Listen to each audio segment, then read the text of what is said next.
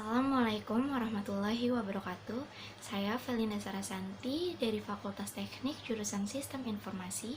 Dalam mata kuliah Audit Sistem Informasi, ingin menjelaskan tentang audit sistem informasi dan tujuannya. Audit sistem informasi adalah sebuah proses yang sistematis dalam mengumpulkan dan mengevaluasi bukti-bukti untuk menentukan bahwa sebuah sistem informasi berbasis komputer yang digunakan oleh organisasi telah dapat mencapai tujuannya. Tujuan tersebut adalah pertama, pengamanan atas aktiva.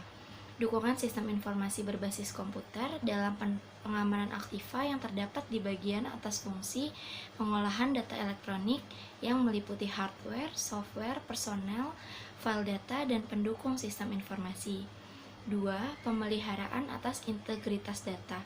Integritas data di dalam sebuah sistem informasi berbasis komputer mempunyai pengertian bahwa data yang diolah dalam suatu sistem informasi berbasis komputer haruslah data yang memenuhi syarat, mencerminkan suatu fakta yang sebenarnya, asli, belum diubah, dapat dibuktikan kebenarannya.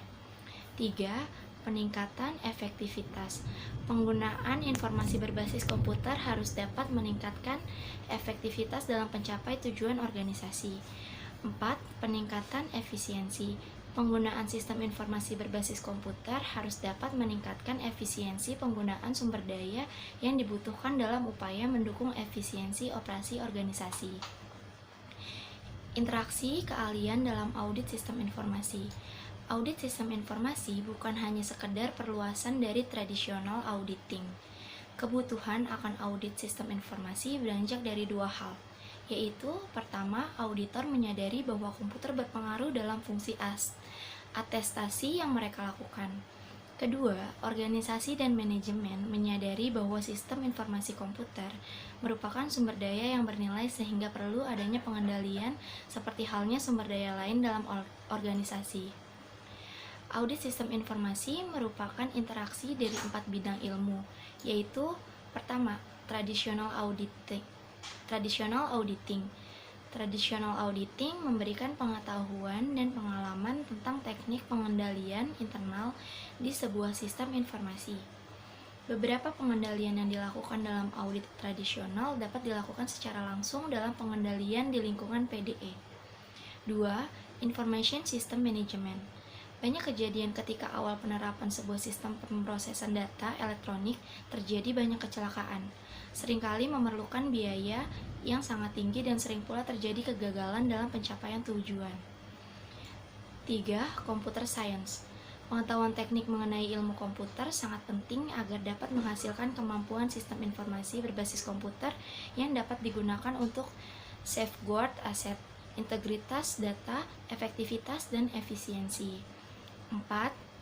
Behavioral Science. Kegagalan penerapan sistem informasi berbasis komputer di banyak organisasi seringkali juga karena masalah perilaku organisasional yang terkadang sering diabaikan dalam pengembalian sistem informasi. Adapun kelebihan dan kelemahan audit adalah sebagai berikut.